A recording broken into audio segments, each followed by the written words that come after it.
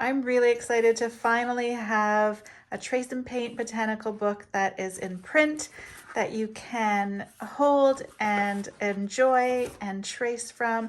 This is the first. If you've purchased any of my ebooks in the past that have these tracing motifs in them, you'll recognize some of the motifs that are in this book. But what I've done is taken my favorite from those two editions and I've created this Trace and Paint physical book that you can hold in your hands, that you can browse through and enjoy as you begin to trace motifs that you can then paint using your watercolors. So what I've done is I've created some of the traceables that are more popular. I've added some that are suitable for beginners and then added some that are more advanced. I've even given you, in some cases, the version that I've painted so that you have a visual reference.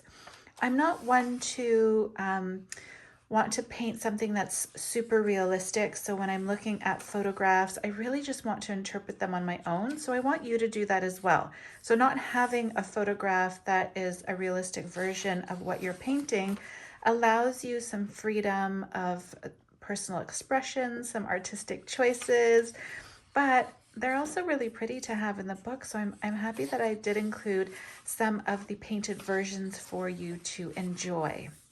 So you can see there the bouquet. So there are 24 motifs that you are able to paint with this book. And I've chosen that number because I feel like it's a good amount to paint throughout an entire month. If you're doing maybe a painting every other day or sitting down to paint a few things, this is one of my favorite houseplants. It's just a manageable amount of painting, or if you're wanting to paint something once a week, you have so much variety and option when you're sitting down to paint. So I thought I would share with you just again a little bit of a preview of what you can expect in the book, but also how you can transfer these drawings onto paper. So I'm just going to pick, I think I want to pick one that is a floral. I have one in mind, so I'm just going to browse through. This is the one. So I want to paint this one. It's a really nice combination of some florals and some greenery. And you're probably wondering, Nikki, how do you transfer it then onto watercolor paper? So I have a few ideas for you. You can see my painting setup here. I always kind of make it cozy. I love to have a candle lit, especially today is a little bit gloomy out, and some flowers nearby, all of my paint supplies handy, just to create the mood so it's a little bit inspiring when you're sitting down to paint. Okay, so this is graphite tracing paper. So it's really easy. You probably used this years and years ago when you were in school. You can see I've used this sheet quite a bit. I'll put that package to the side. And what you want to do is grab your sheet of watercolor paper, your graphite paper, and place your graphite paper on top of your watercolor sheet, okay? And then place the image that you want to trace on top of that. So I can see, may not be able to see on camera, but I can see quite easily that my graphite paper is in fact, oops, the wrong way. Let's turn it over so the graphite is, let's do this so you can do it again. So watercolor paper, graphite side down, because it is like a coating of the graphite they use in pencils. Make sure that I am tucked in here and centered in my book, and I can see the edge of where the graphite paper is. And then I like to use a soft pencil, and I won't trace the whole thing, but I'll do a bunch so that you can see. And then I just like to follow the line. So I'm pressing gently, but firm enough to transfer the image that I am tracing onto my watercolor paper. And a soft pencil works great because it won't create marks on your paper like the tracing marks, even after you erase your pencil. So if you use a hard lead, an H, it will probably bend or crease that paper as you're tracing. So there we go. Let's do a few more. So if you can't draw, I don't want that to stop you from painting. You can use these books, I have a few more coming, to trace the motifs, and then you can easily paint them. so that you can get right into painting with your watercolors. Okay, there we go. So let's just do that little bit. If I turn the page carefully and release, I have that exact portion of our painting, of the drawing, transferred onto my watercolor. So then all I have to do is go ahead and paint with it. Okay, so you can use any type of watercolor paper.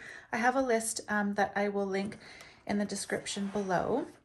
But if you don't want to use graphite paper, then another thing I recommend is using a light board. Now I just got this one and I have to say I really love it. It's very thin.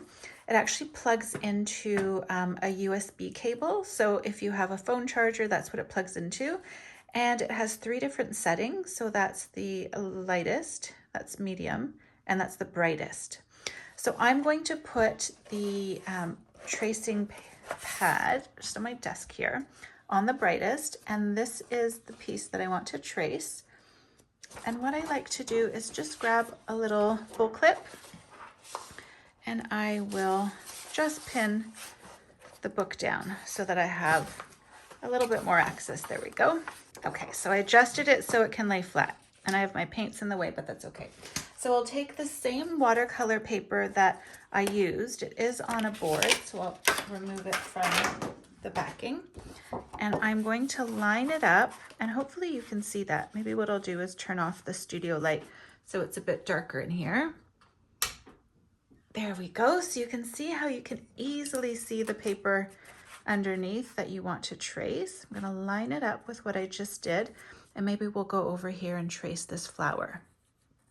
So again, just using the pad, I can very easily trace what I'm seeing underneath, and I can even add a little bit more detail if I choose. I left some of the motifs very open for you, so if you wanted to add in things such as like veining for the leaves or florals, you certainly can. It is completely up to you, but having the outline already done for you, I feel, is a really great way to remove the barrier from not knowing what to paint or not knowing how to draw to, oh, I can just trace a few of these motifs, have them ready to go. So when I am wanting to paint, I can just mix up my watercolors and get painting.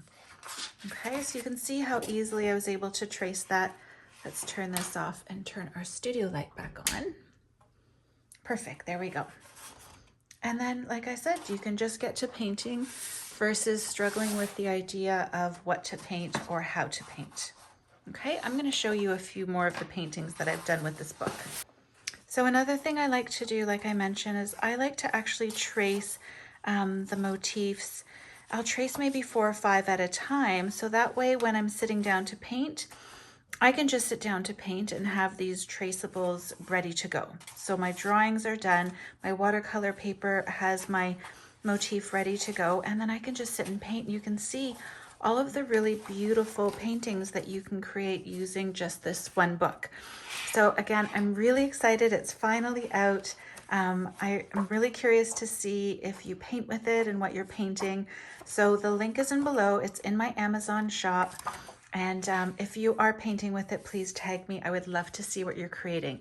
Thank you so much, and let's get painting.